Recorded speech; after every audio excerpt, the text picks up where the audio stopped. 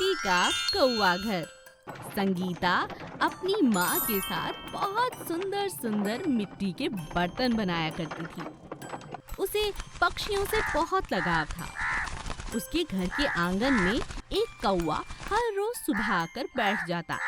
संगीता उसे दाना खिलाती, कभी कभी उसे रोटी बना कर देती। कौवा हर रोज वहाँ आता और संगीता को बर्तन बनाते हुए देखता। एक दिन संगीता बर्तन बना रही थी कि उसके आंगन में पीछे से एक जहरीला सांप नजर आया। कौवे ने सांप को देख लिया। कौवा जोर जोर से काए काए करने लगा। वो संगीता को बताना चाहता था कि उसके पीछे सांप है। काय काय काय संगीता काय काय काय काय काय काय।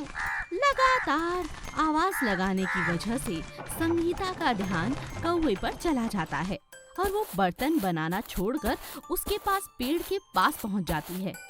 क्या बात है, इतना शोर क्यों मचा रहे हो? तुम तो कभी इतना शोर नहीं मचाते। काय काय काय संगीता संगीता। कुछ कहना चाह रहे हो? अच्छा, पानी पीना होगा, मैं अभी लाती हूँ। संगीता जैसे ही पानी लेने के लिए पीछे मुड़ती है, अपने पीछे जहरीला और लंबा सांप देखकर शोर मचाती है। उसका शोर सुनकर पड़ोस वाले काका आ जाते हैं और सांप को वहाँ से भगा देते हैं। हाय राम, आज तो मेरी जान ले लेता ये सांप। अरे कौवे, तुमने मेरी जान बचाई। अरे वाह, अब तो हम दोस्त हुए। काय काय काय। कौवा बहुत खुश था। उसने नई दोस्ती जो कर ली थी और अपनी दोस्त की जान जो बचा ली थी। अब अगले दिन से संगीता ने बढ़िया सा एक मिट्टी का घर बनाकर कौवे को दिखाया। ये देख, मैं ये तेरे लिए बना रही हूँ। इसमें सुंदर सुंदर रंग भी कल तक भर दूंगी और फिर तो इसी घर में रहना। अपने परिवार को भी यहीं ले आना, मेरे साथ रहना और खाने पीने की चिंता तो जरा भी मत करना। जब भी रोटी बनाऊंगी, 2 रोटियां तुम्हारे लिए जरूर बनाऊंगी। बोलो, क्या कहते हो? काय काय काय। कौवा इशारा करता है और संगीता की बात पर हामी भर देता है। संगीता एक वफादार पक्षी और एक बहुत बढ़िया दोस्त पाकर बहुत खुश थी। वो एक मिट्टी का घर बनाती है, उसमें बहुत प्यारे प्यारे रंग भरती है और कौवे के लिए रख देती है। अब कौवे के पास अपना खुद का मिट्टी का घर था। बहुत प्यार के साथ दोनों दोस्त मिलजुल कर रहने लगते हैं। माँ, अब तो मेरा जी बहुत करता है बर्तन बनाने को। सुबह शाम कौवे के साथ बातें करती हूँ और प्यारे प्यारे मिट्टी के बर्तन बनाती हूँ। ये देखो, मैं एक और बर्तन बना रही हूँ जिसके ऊपर कौवे का चित्र भी है। अरे वाह, बहुत अच्छे, बहुत अच्छे। क्ले व्हीकल टॉयज, मिट्टी के खिलौने। चित्रपुर नाम के एक गांव में बजरंगी करके एक आदमी था। वह एक कुम्हार था। वह मिट्टी से तरह तरह के खिलौने बनाकर बच्चों को बेचता था। एक दिन उसका बेटा पिंटू वहां पर आया और ऐसा बोला, पापा जी, मुझे भी एक इलेक्ट्रिक मोटरसाइकिल चाहिए। मेरे दोस्त सुनील ने एक नया इलेक्ट्रिक मोटरसाइकिल खरीदा है। वो एक चार्ज पे 10 दिन तक चलता है। मुझे किसी भी तरह आप खरीदेंगे ना? वो कितने का है बेटा? सुनील बोला, वो 10,000 की है। पिंटू, सुनील के पापा एक बड़ा कॉन्ट्रैक्टर है। मैं खिलौने बनाने वाला 10,000 से वो कैसे खरीद सकता हूँ? एक काम करता हूँ, मैं आपको तरह तरह के मिट्टी के वाहन बना के दूंगा। आप उसी से खेलना। मैं सुंदर खिलौने बनाकर दूंगा। आप चिंता मत करो बेटा। ठीक है पापा। उसी दिन बजरंगी ने खूब मेहनत करके मिट्टी के मोटर बाइक, जीप, स्कूटर बना के दिया। पिंटू बहुत खुश हो जाता है। अगले ही दिन पिंटू उसके सभी दोस्तों को दिखाने के लिए मिट्टी के बाइक को लेके जाता है। ये बात सुनील से देखा नहीं गया। वह उसके इलेक्ट्रिक बाइक से पिंटू के मिट्टी के बाइक को धक्का मार देता है और पिंटू का मिट्टी बाइक टूटकर चूर चूर हो जाता है। जब ये बात पिंटू अपने पापा को बोला, पिंटू बेटा, इस बार मैं एक मजबूत जीप का खिलौना बना के दूंगा। ठीक है। ऐसा बोलकर बजरंग ने रातों रात एक मजबूत मिट्टी का जीप का खिलौना बना के देता है। जब पिंटू उस जीप को सुनील के पास लेके गया, सुनील फिर से उसके बाइक से जीप को टकराने के लिए देखता है। ऐसा वह तेजी से आकर पिंटू के जीप को मारता है, लेकिन इस बार सुनील का बाइक टूटकर नीचे गिर जाती है। फिर सुनील रोते रोते उसके पापा के पास जाते हैं। पापा जी, पिंटू करके मेरा एक दोस्त ने उसकी जीप से तेजी से आकर मेरे बाइक को धक्का देके तोड़ दिया है। आप जल्दी कुछ कीजिए ना। ऐसा झूठ बोलता है। तभी सुनील के पापा विशाल एक जेसीबी को लेके पिंटू और बजरंग के घर के पास जाकर सारे खिलौने और उसके घर को भी तोड़ देता है। तभी बजरंग ने ऐसा बोला, विशाल सेठ, आप तो बड़े हो, कुछ तो दिमाग लगा के काम करना होगा ना। वह छोटे बच्चे हैं, आप भी ऐसा करना अच्छा नहीं है। आप मुझसे क्षमा मांग के मेरे घर को ठीक करवा दो। अरे चल, मैं तुमसे माफी हो ही नहीं सकता। फिर ठीक है, एक शर्त लगाता हूँ। अगर कल मैं आकर मैं तुम्हारी जेसीबी और घर को नहीं तोड़ा तो मेरा नाम भी बजरंग नहीं है। ऐसा अगले ही दिन एक बड़ा सा मजबूत मिट्टी का जेसीबी बनाकर बजरंग विशाल के घर पहुंच जाता है और एक ही झटके में विशाल का स्टील जेसीबी को तोड़ देता है। वो जेसीबी टुकड़े टुकड़े हो जाती है। फिर विशाल दौड़ता हुआ आकर सबके सामने बजरंग से माफी मांगता है और बजरंग को एक नया घर भी बना के दे देता है। तब से बजरंग और पिंटू खुशी से नए घर में रहने लगे। लेकिन बजरंग तरह तरह के मिट्टी के खिलौने बनाना नहीं छोड़ा। एक समय की बात है, एक गांव में महेंद्र नाम का एक लकड़हारा रहता था। वो बहुत ही ईमानदार और नेक था। उसका एक बेटा था सुशील। महेंद्र अपने बेटे सुशील से बहुत प्यार करता था और वो उसकी हर ख्वाहिश को पूरा करने की कोशिश करता था। महेंद्र हर रोज सुबह जंगल में जाकर लकड़ियां काट कर लाता और उनसे अलग अलग तरह की चीजें बनाया करता था, जैसे गुड़िया, कठपुतली, जादुई सुंदर सुंदर बक्से, और उन्हें बनाकर गांव में बेचा करता था। यही उसकी कमाई का एक जरिया था और वो अपने छोटे से परिवार के साथ कम कमाई होने के बावजूद भी खुशी से रहा करता था। महेंद्र की पत्नी कमला भी गांव में लोगों के खेतों में काम किया करती थी और सुशील गांव के स्कूल में पढ़ा करता था और खाली समय में गांव के मैदान में अपने दोस्तों के साथ खेला करता था। एक दिन जब सुशील अपने दोस्तों के साथ गांव के मैदान में क्रिकेट खेल रहा था, तभी अचानक खेलते हुए उसके हाथ से उसके एक दोस्त का बहुत महंगा बैट टूट गया। बैट को टूटता हुआ देखकर उसके दोस्त ने उससे कहा, अरे ये क्या सुशील, तूने मेरा बैट तोड़ दिया। अब मैं तुझे छोड़ूंगा नहीं। मैंने जानबूझकर नहीं तोड़ा यार, यह गलती से टूट गया। मैं तुझे कल नया बैट जरूर लाकर दूंगा। अरे तू नया बैट कहाँ से लाकर देगा, तू तो गरीब है ना। और सुशील और उसका दोस्त आपस में लड़ने लगे, लेकिन वहाँ खड़े बाकी लड़कों ने उनको छुड़ाया और वो सभी अपने घर चले गए। महेंद्र जब घर आता है तो सुशील को उदास देखकर उससे पूछता है, अरे सुशील बेटा, क्या हुआ? इतने उदास क्यों हो तुम? क्या बात है? किसी ने कुछ कहा क्या? सुशील ने अपने पापा को सारी बात बताई और फिर से रोने लगा। उसे रोता हुआ देखकर महेंद्र ने उसे तसल्ली देते हुए कहा, कोई बात नहीं बेटा, गलती से हो गया, इसमें रोने की क्या आवश्यकता है। मैं कोशिश करूंगा तुम्हें एक की जगह 2 बैट लाने की। महेंद्र की ये बात सुनकर उसकी बीवी उससे कहती है, आपको पता है ना कि आप नया बैट नहीं लाके दे सकते। चल बेटा आजा, खाना खा के सो जा। और ऐसा कहकर वो खाना खिलाकर सुशील को सुला देती है। लेकिन दोनों के सोने के बाद महेंद्र को इस बात की फिक्र होती है कि वो अपने बेटे को बैट कहाँ से लाकर देगा। तभी अचानक उसकी नज़र घर पे पड़े एक बहुत मजबूत लकड़ी के टुकड़े पर पड़ती है और उसे देखकर महेंद्र को एक आइडिया आता है। वो तुरंत अपने औजार निकालता है और उस लकड़ी के टुकड़े से 2 बहुत ही शानदार बैट बनाता है। दिखने में वो बैट बहुत ही सुंदर लगते हैं। अगले दिन सुबह जब सुशील उठता है तो महेंद्र उसे वो दोनों बैट देकर कहता है, बेटा ये लो, मैंने कहा था ना, तुम्हें एक की जगह मैं 2 बेड ला कर दूंगा। वुड कार्विंग वाले बेड देखकर सुशील बहुत ही खुश होता है और अपने पापा के गले लगकर उन्हें थैंक यू बोलता है। थैंक यू पापा। एक बैट वो अपने दोस्त को वापस कर देता है और दूसरे बैट से खुद खेलने लगता है और उसके सभी दोस्त उससे ऐसा ही बैट लाने की मांग करने लगते हैं। और सुशील अपने पापा से कहकर अपने सभी दोस्तों के लिए वुड कार्विंग वाले बैट बनाता है और सभी दोस्त फिर से खुशी खुशी खेलने लगते हैं। मनीष एक नौजवान था और वह अपने माता पिता के साथ धनपुर नाम के एक गांव में रहता था। कुछ दिनों से वह एक लड़की मीरा के साथ प्यार करता था, इसीलिए मनीष ने मीरा को लेकर अपने घर चला जाता है और अपने माता पिता को दिखाता है।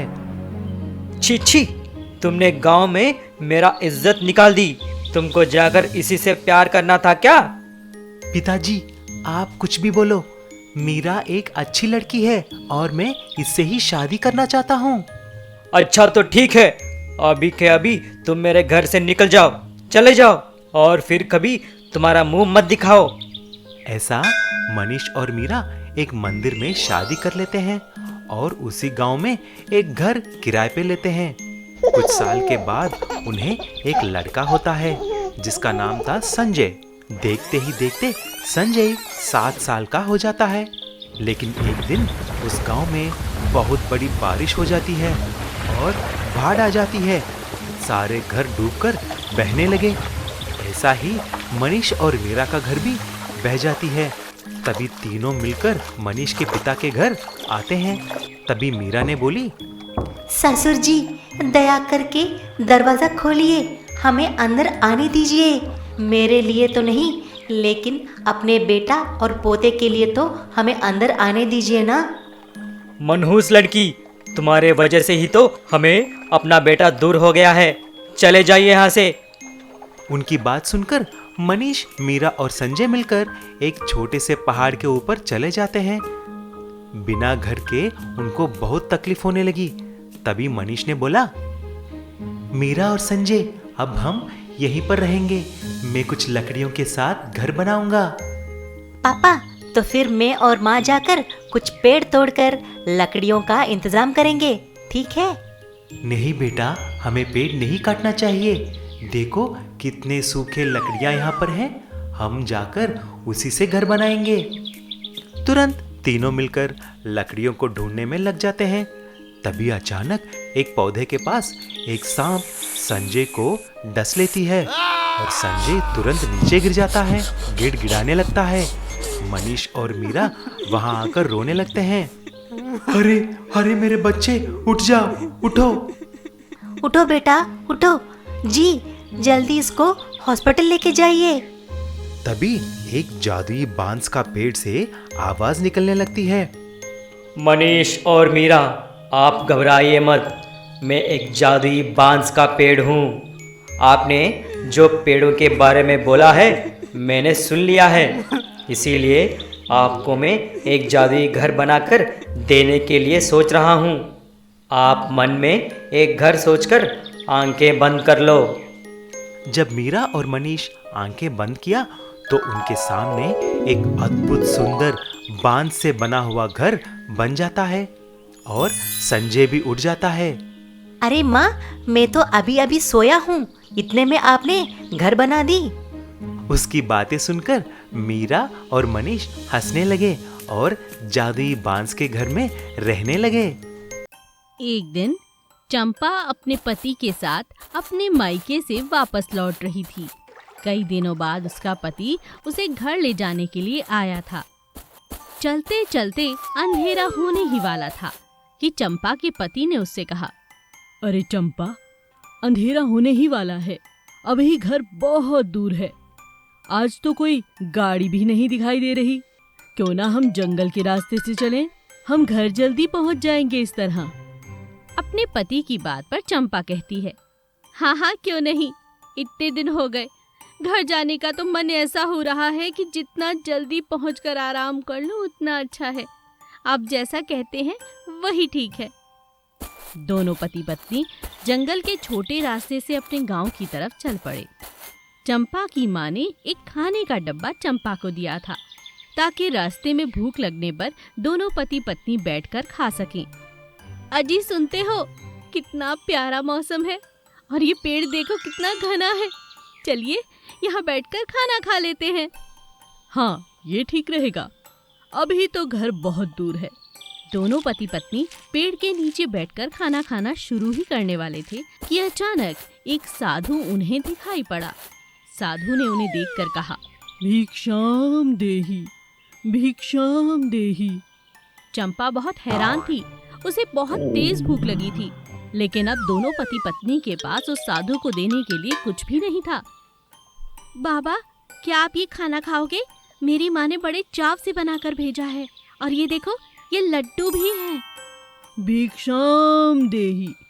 साधु बड़ी खुशी के साथ वो भोजन ग्रहण करता है और चंपा को आशीर्वाद देता है।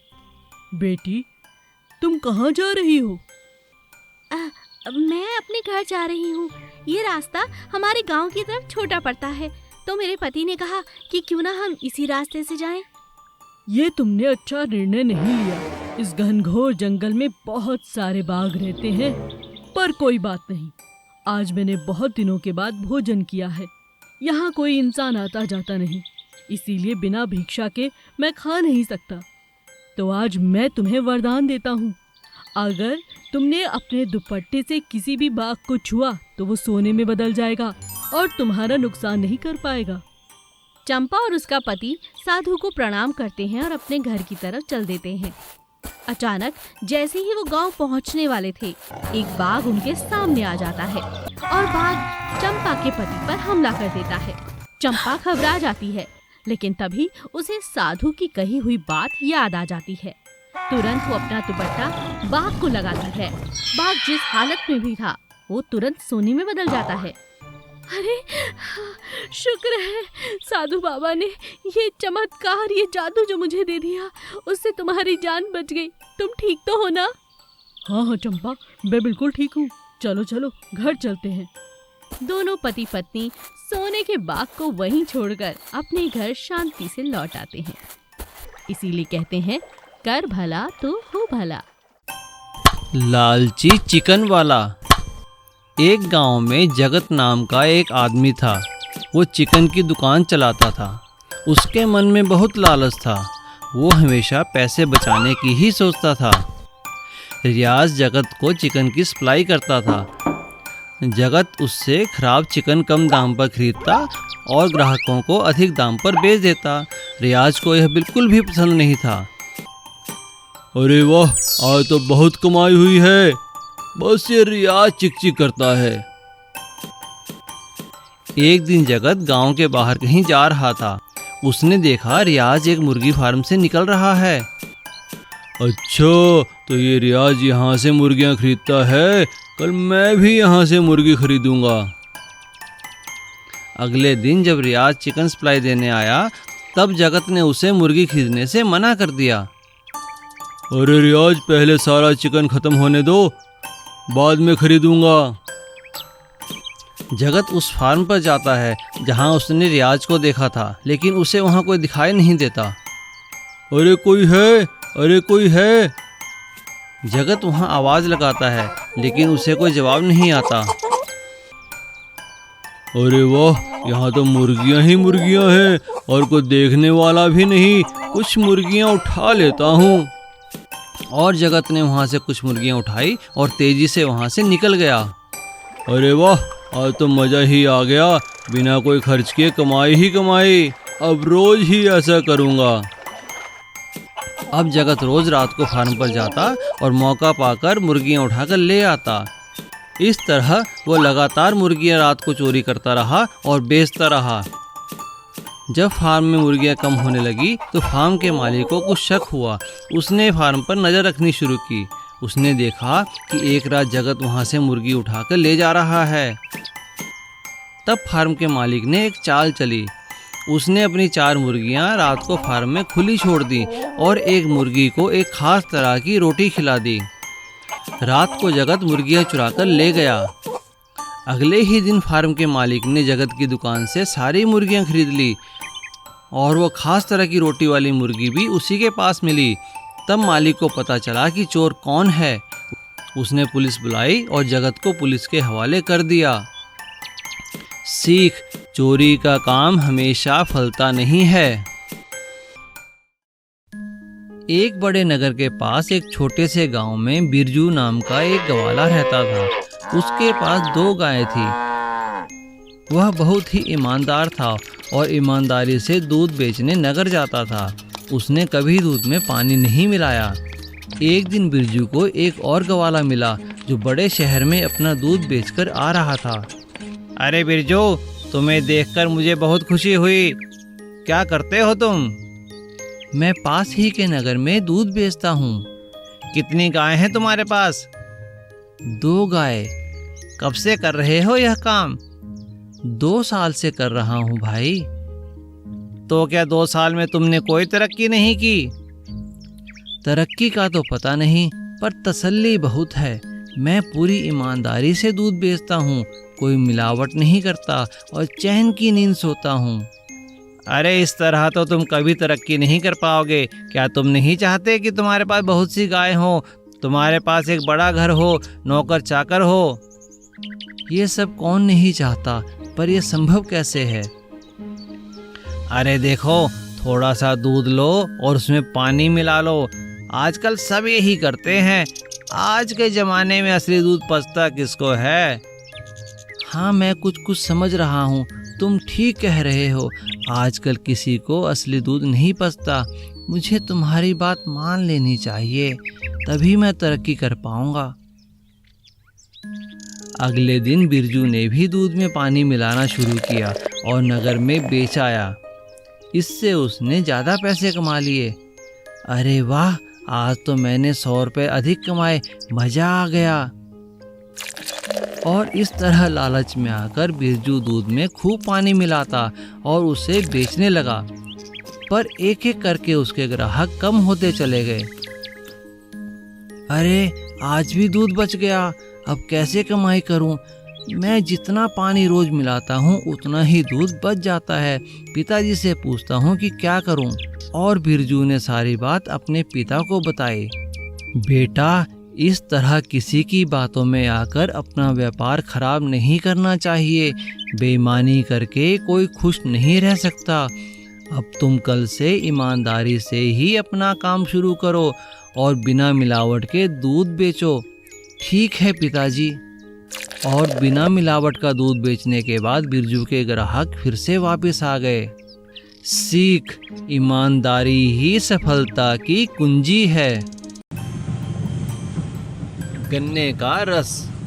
एक गांव में रामकुमार नाम का एक व्यक्ति रहता था। वो गन्ने का रस बेचता था।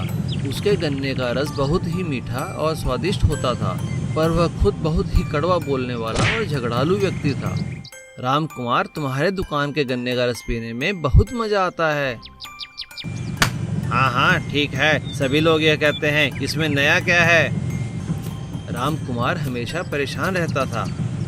ओह, इन ग्राहकों ने तो नाक में दम कर दिया है, थोड़ी भी देर चैन से नहीं बैठने देते। अरे भाई रामकुमार, कहाँ हो? बोलो, क्या बात है? तुमने इस बार भी मेरा कर्जा नहीं चुकाया और ब्याज भी देर से देते हो। हाँ हाँ, तो क्या हुआ, देता हूँ ना। इसमें इतना क्यों सुना रहे हो? मैं तुम्हारे पैसे चुका दूंगा। तुम हर बार यही कहते हो। देखो, मुझे जल्दी से पैसे लौटा दो वरना। हाँ हाँ, क्या वरना? क्या कर लोगे? मुझे धमकी देते हो? तो लो, मैं आज से तुम्हारे पैसे चुकाने से मना करता हूँ। देख लूँगा कैसे नहीं दोगे। अभी हंस रहा हूँ, फिर आऊँगा। ओह, मेरा तो दिमाग ही खराब कर दिया। तभी उसकी दुकान पर एक मंत्री आए। रामकुमार, तुम्हें राजा ने याद किया है। उन्होंने तुमसे 2 बाल्टी गन्ने का रस मंगवाया है। कल दोपहर से पहले रस लेकर पहुंच जाना। हाँ हाँ, पहुंचा दूंगा। दूसरे दिन राजकुमार ने सुबह ही सारा रस निकाल कर रख दिया। फिर वो शंभू गाड़ी वाले का इंतजार करने लगा, जिसमें रखकर वो रस राजमहल पहुंचाता है। जब तक शंभू आएगा मैं घर जाकर खाना खा लेता हूँ, फिर शंभू के साथ रस को लेकर राजमहल जाऊंगा। थोड़ी ही देर बाद जब राजकुमार वापस आता है तो देखता है दोनों बाल्टी रस गायब है। अरे यह क्या, रस कहाँ चला गया? वो निराश होकर शंभू के साथ राजमहल की ओर चल पड़ता है और वहां जाकर सारी बात मंत्री को बताता है। ठीक है, हम पता लगाएंगे कि चोरी किसने की है। अगले दिन मंत्री सुबह ही राजकुमार के पास पहुंच गया। क्या तुम्हें किसी पे शक है? जी, मुझे मनोज पे शक है। तभी वहां से राजा का हाथी गुजरता है। अरे वाह, क्या ये राजा का हाथी यहाँ भी आता है? हाँ जी, ये तो रोज यहाँ से निकलता है और कई बार रस भी पीना चाहता है। जो भी रस गिर जाता है उसे ये चाट लेता है। तो लगता है कल भी इसने ही रस पिया है। हाँ, लगता है आप ठीक कह रहे हैं। मैंने अपने गुस्से की वजह से ध्यान नहीं दिया कि हाथी भी यहाँ से गुजरता है। मैं तो यूं ही मनोज पर शक कर रहा था। गुस्से में हम अपने अच्छे संबंधों को भी बिगाड़ लेते हैं। उबलापुर गांव में बहुत गर्मी पड़ती थी। मई जून के महीने में वहां चारों तरफ सूखा पड़ जाता था। उसी गांव में प्रीति अपनी माँ के साथ अपने ताऊ के घर में रहती थी। एक साल गर्मियों के दिनों में प्रीति के ताऊ का बेटा मोनू नहाने लगा तो उसे पानी नहीं मिला। उसे गुस्सा आ गया और उसने अपनी माँ को आवाज़ दी, माँ माँ, पानी फिर खत्म हो गया है, देखो नहाने को पानी नहीं है। अरे मैंने तो बाल्टी में पानी भर कर रखा था तुम्हारे लिए, ना जाने कहाँ गया। जरूर ये प्रीति का काम होगा। प्रीति बेटा, तुम्हारा तो रोज का काम हो गया है। जब भी हमें पानी की जरूरत होती है तुम दोनों माँ बेटी सारा पानी खत्म कर देती हो। नहीं नहीं भाभी, ऐसा मत कहो, हमने जानबूझकर ऐसा नहीं किया। प्रीति की माँ को इतना कुछ सुनाने के बाद भी मोनू की माँ का गुस्सा शांत नहीं हुआ और वो अंदर जाकर मोनू के पापा को भड़का देती है। मोनू के पापा बाहर आकर प्रीति और उसकी माँ से कहते हैं, निकल जाओ इस घर से, परेशान करके रख दिया है तुम दोनों माँ बेटी ने। उन दोनों के हाथ पैर जोड़ने के बावजूद भी किसी पर कोई फर्क नहीं पड़ता। दोनों माँ बेटी अपने पुराने घर जाने के लिए निकल जाते हैं। रास्ते में प्रीति की माँ अचानक बेहोश हो जाती है। प्रीति को सहारा ना देखकर भगवान से प्रार्थना करने लगती है। माँ, तुम्हें क्या हुआ? नहीं नहीं नहीं माँ, उठो उठो। हे भगवान, ये सब क्या हो रहा है हमारे साथ? भगवान, हमारी मदद करो। तभी उसे नजदीक ही एक हैंडपंप दिखाई देता है। वो वहां जाकर उसे चलाने लगती है। काफी देर तक चलाने के बाद भी उसमें से पानी की एक भी बूंद नहीं निकलती। लेकिन वो हैरान हो जाती है, उसमें से सोना गिरने लगता है। प्रीति वो सोने के टुकड़े उठा लेती है। तभी वहां से जीप में एक लड़का निकलता है। प्रीति उस लड़के से कहती है, सुनिए, जरा आप हमें शहर तक ले चलिए। हमारे पास पैसे नहीं हैं, लेकिन ये सोना है। आप चाहे तो इसे रख लें, लेकिन हमें शहर ले चलिए। वो लड़का प्रीति और उसकी माँ को लेकर शहर जाता है। प्रीति हैंडपंप से निकले सोने को बेचकर अपनी माँ का इलाज करवाती है और कुछ ही दिनों में काफी पैसे लेकर वो दोनों वापस गांव आ जाते हैं। यह देखकर प्रीति के ताऊजी और उसका परिवार उनसे जलने लगते हैं। अचानक ऐसा क्या हो गया जो ये दोनों इतने अमीर बन गए? हमें दोनों पर नजर रखनी पड़ेगी, देखना पड़ेगा ये क्या करते हैं। एक रात जब प्रीति हैंडपंप से सोना निकालने जा रही थी, तभी मोनू उसका पीछा करता है और उसे वहां से सोना निकालते हुए देख लेता है। वह वापस आकर अपने माँ बाप को सारी बात बताता है। मोनू, उसकी माँ और उसके पापा अगली ही रात सारा सोना निकालने के लालच में हैंडपंप के पास जाते हैं और लालच में आकर वो लोग देर रात तक सोना निकालते रहते हैं। जैसे ही वो लोग सोना उठाकर घर की ओर जाने लगते हैं, तभी उन्हें कुछ लुटेरे घेर लेते हैं। रुक जाओ, क्या है तुम्हारे पास? दे दो हमें। लुटेरों को देखकर वो लोग भागने लगते हैं, लेकिन लुटेरे उनका पीछा कर उन्हें मार देते हैं और उनका सारा सोना छीन लेते हैं। और सोने के लालच में आकर प्रीति के ताऊ और उसका परिवार सभी खत्म हो जाते हैं। इसीलिए कहते हैं बुरे कर्मों का फल हमेशा बुरा ही होता है।